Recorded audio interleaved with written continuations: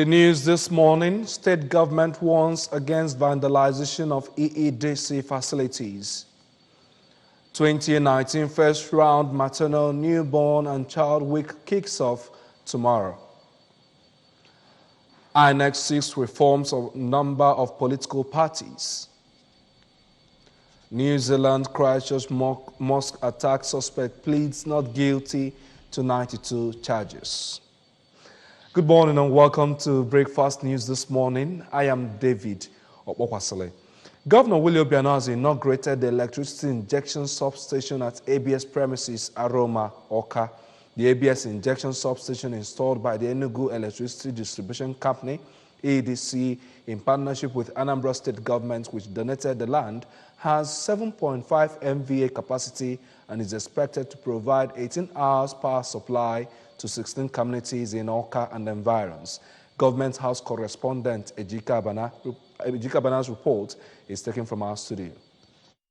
The governor also used the occasion to commission the upgraded 15 MVA injection substation at Agwoka, which increased the number of benefiting communities to 24. The benefiting communities are expected to start enjoying 24 hours power supply when the process is completed by the beginning of next year. Members of the State Executive Council, members of the State House of Assembly led by the Speaker, Right Honorable Uchenna Okafor, traditional rulers and religious leaders, heads of parastatals and government agencies, among others, attended the event. Governor Obiano, while performing the function, said that the effort is to ensure that Anambra are provided with enough power to drive the state economy, warning that state government will not tolerate any form of vandalism of EEDC facilities. The governor, who said that 11 vandals have already been imprisoned, stressed that a special monitoring task force in charge of the operation in the 179 communities of the state is in motion.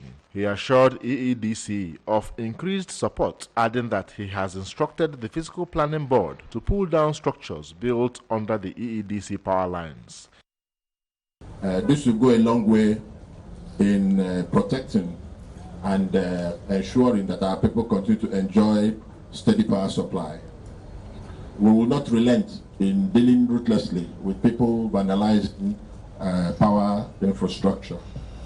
I also want to reassure EEDC that we had a good meeting with TCN, and I'm giving them right of way, free of charge, to the specific areas they've already identified that they require support. This will go a long way in assisting the distribution company, that is EEDC, to be able to deliver their mandates. In his speech, the Commissioner for Public Utilities, Mr. Obi Nwankwo, enumerated state government's intervention in the power sector to include installation of 33 kVA line in Orumba South local government area, 33 kVA line in Awada through Idemmili to Newi industrial area, 33 kVA line from Agwoka to Anambra North, among others, adding that over 400 transformers have so far been distributed by the present administration, while Governor Obiano is still ready for more strategic partnerships. His Excellency, it will be good for me to let you know that all the things you have done, I call them intervention. You have been intervening, because of the law we have for the people of Anambra State. And Akwana Keba. And also want to let you know that from a reliable source, since you finished or having done all that you have done, Anambra State is #1 for EEDC in terms of revenue collection. The Managing Director and Chief Executive Officer of EEDC, Mr. Okenwosu, said that the move was aimed at ensuring quality power supply and disclosed that massive infrastructure rehabilitation work is ongoing in the southeast and thanked state government for the support of donating a land, stressing that they have automated most of their processes to improve power situation in the southeast region. He said that they will commence meter access scheme on the 15th of June, where meter providers are paid to supply customers with meters in 10 days, lamenting incidents of vandalization, quackery, non-payment of electricity bills, among others, which he explained has adverse effects on the company. And we have also upgraded another injection substation in Agoka to 15 MVA and 7.5 MVA transformers. This basically is aimed at ensuring that Oka has very improved power supply. In Oka, Ejike Abana, ABS News. Meanwhile, Governor Willie Obiano has asked members of the Anambra State 7th Assembly to increase synergy with the executive arm of government. Governor Obiano made the request during a parley with the House of Assembly members who were led to the Governor's Lodge, Amobia, by the new Speaker, Right Honorable Uchenna Okafo, representing Ayamelum constituency. Government House correspondent Ejike Abana's report is taken from our studio. Welcoming and congratulating the House members on their tedious journey to success, Governor Obiano stressed that the synergy will help fast-track development in the state for the overall good of Anambra. The governor, who ascribed all powers to God, urged them to ensure that they discharge their duties to Anambra without fear or favor. So it God that makes the king. Very important. You are not in the 7th Assembly because of your power. It is because of God. And I'm confident that with that fear in your mind, you'll be able to discharge your responsibilities in the Anambra State, in particular, and to your constituency, various constituencies in general. In his speech, Right Honorable Okafor appreciated the governor for all the support he has been giving them, saying that members of the 7th Assembly are professionals from different backgrounds, which, according to him, will help in efficient service delivery. While pledging that the 7th Assembly will be peaceful, Right Honorable Okafor also pledged that the synergy already existing between the executive and legislature will be strengthened to ensure that the vision of the present administration is achieved. He appreciated his colleagues for electing him as their speaker, expressing optimism that the 7th Assembly will be the most peaceful and transparent to ensure increased service delivery to Anambra. The promise we're giving you is that the synergy you have always had with the legislature will be strengthened in the 7th Assembly. Myself and my colleagues will always be there to support you to make sure that the lovely dream you have from Anambra will come to pass. The Deputy Speaker of the House, Honorable Pascal Abodike, the Majority Leader, Dr. Nnamdi Okafor, the Deputy Majority Leader, Honorable Emeka Afoka, among others, attended the parley. The 2019 First Round Maternal, Newborn and Child Health Week will hold from Sunday 16th to Friday 21st June across Anambra State. The Commissioner for Health, Dr. Joe Akabike, made this known during a media chat in his office in Oka. Health correspondent Chibuzo Koe tells us more.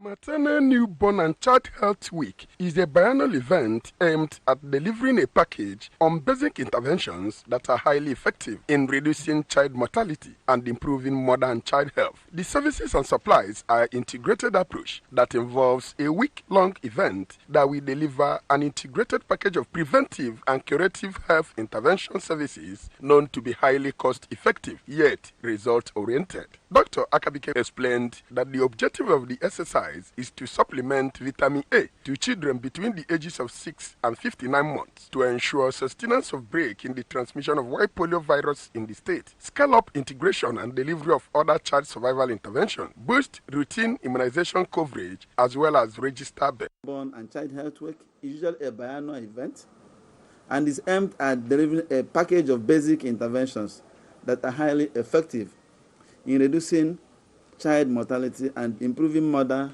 and child health.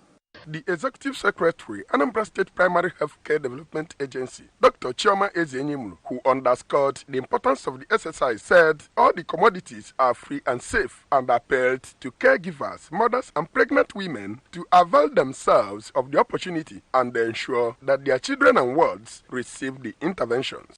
This event is going to be co-sponsored by the Saving 1 Million Lives Somil Program 4 results, and we are very happy that all arrangements has been made for a successful conduct of this week. The one-week exercise, which will take place in all government healthcare centers, selected general hospitals, mission hospitals, and other designated posts across Anambra State, will be officially flagged off on Tuesday, 18 June 2019 at Nnewi. In Oka, this is Chibuzo Okoye for ABS News. And leaving the health sector now for construction, Julius Berger Nigeria PLC has launched a website to allow Nigerians to track the status of the ongoing construction of the second Niger Bridge. The federal government had in November awarded the construction giants a 206 billion naira contract for the work. We have details.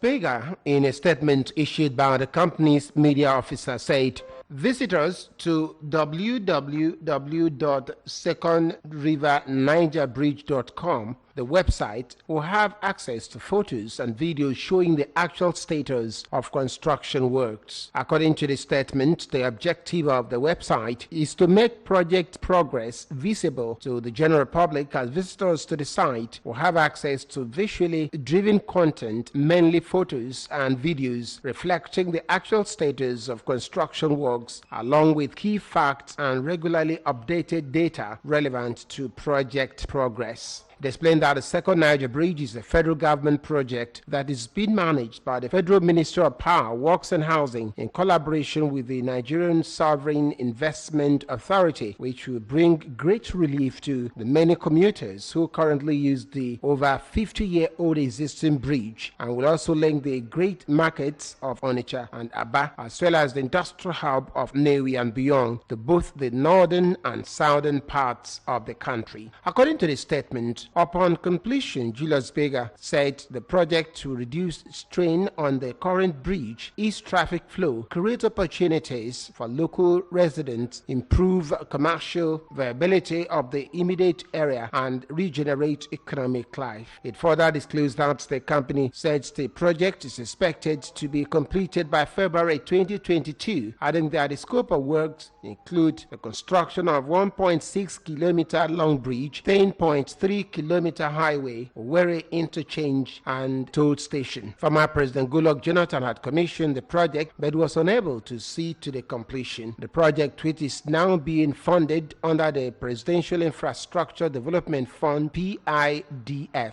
the present administration had reassured that work will no longer stop on account of lack of funding. When we'll come back from this short break, our next 6 reforms on number of political parties. New Zealand Christchurch mosque attack suspect pleads not guilty to 92 charges. Stay with us.